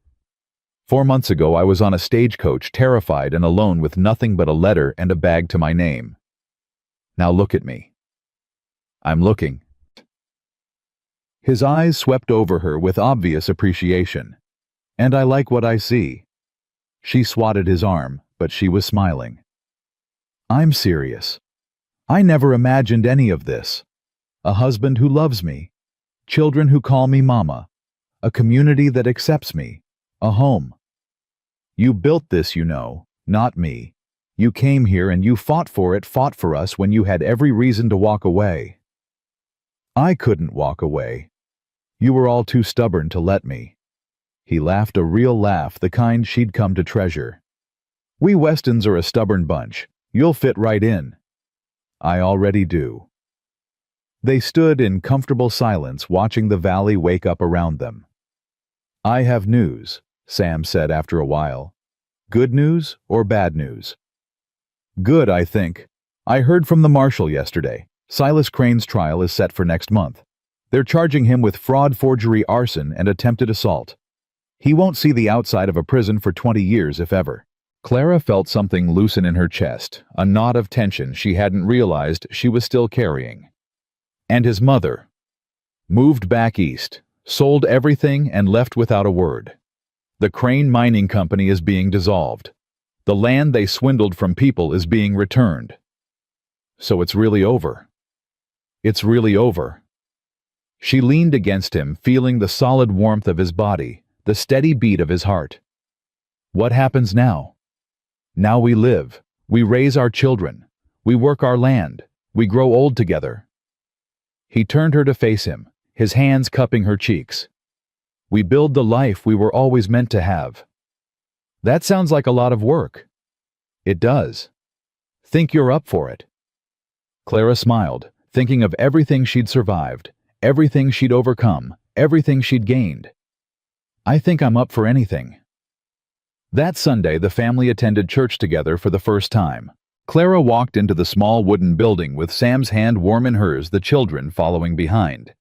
People turned to look, whispers rippling through the congregation, but the whispers were different now. Not malicious, not judgmental, curious, welcoming. Reverend Miller smiled when he saw them. The Weston family. Welcome. Family. The word wrapped around Clara like a warm blanket. They took their seats in a pew near the front, the children settling between them.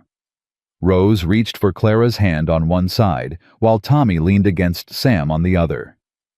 Emma sat straight and tall, a hymnal already open in her lap. The service was simple and moving. Reverend Miller spoke about redemption, about second chances, about the grace that came from opening your heart to love even when you were afraid. We are all of us broken, he said. Every single one.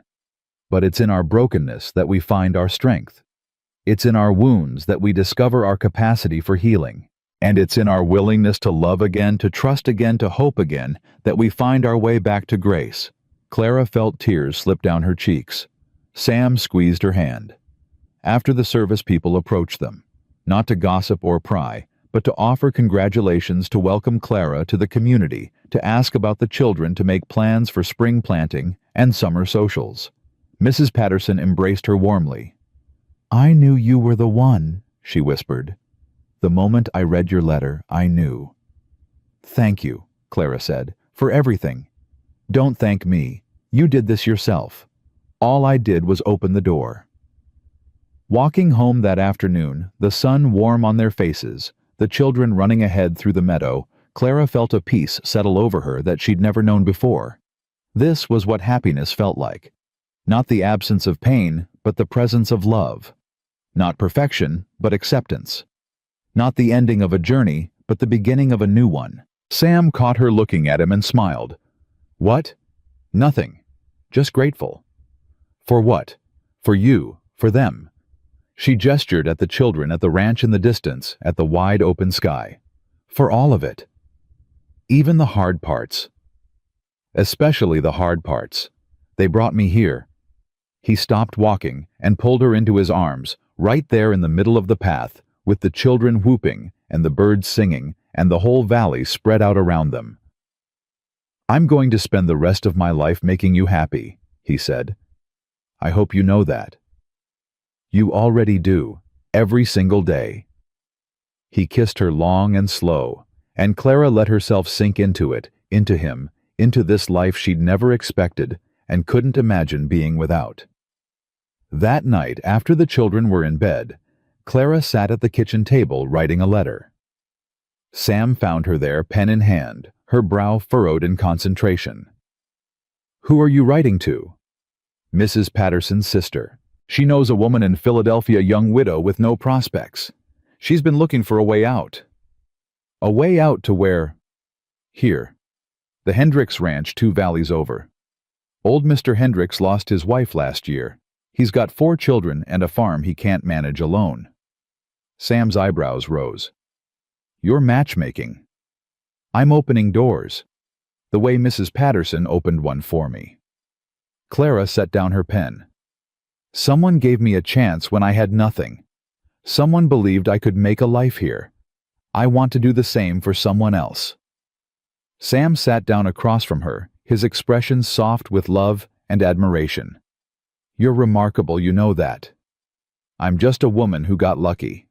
"No, you're a woman who made her own luck. Who took a terrible situation and turned it into something beautiful. Who came here a stranger and became the heart of this family." He reached across the table and took her hand. "I spent 2 years feeling like I was drowning, and then you showed up and taught me how to breathe again." Clara's eyes filled with tears. "Sam, I mean it. Every word. You saved us, Clara. All of us. And I will never stop being grateful for the day you stepped off that stagecoach." She got up and moved around the table, settling into his lap, her arms around his neck. "We saved each other," she said. "That's what families do." He held her close, his face buried in her hair. his heart beating steady and strong against hers. "I love you, Mrs. Weston." "I love you too, Mr. Weston. Forever. Forever." Outside, the stars wheeled overhead, the same stars that had watched over this valley for centuries, that would go on watching long after they were gone. The ranch stood solid and warm against the darkness, a beacon of light in the wilderness. Inside, a family that had been broken found its way to wholeness. A man who had forgotten how to love remembered. Children who had lost their mother found another. And a woman who had arrived with nothing discovered that she had everything she'd ever needed. Clara Morgan had come to Cedar Creek with a letter and a bag and a heart full of fear. Clara Weston would stay for the rest of her life, her heart full of love, surrounded by the family she'd helped to heal and the community she'd helped to unite. Some stories end with a sunset, others end with a beginning. This one ended with both, and with the unshakable truth that love, real love, the kind worth fighting for, was always worth the risk. The Weston family had learned that lesson the hard way, and they would never ever forget it.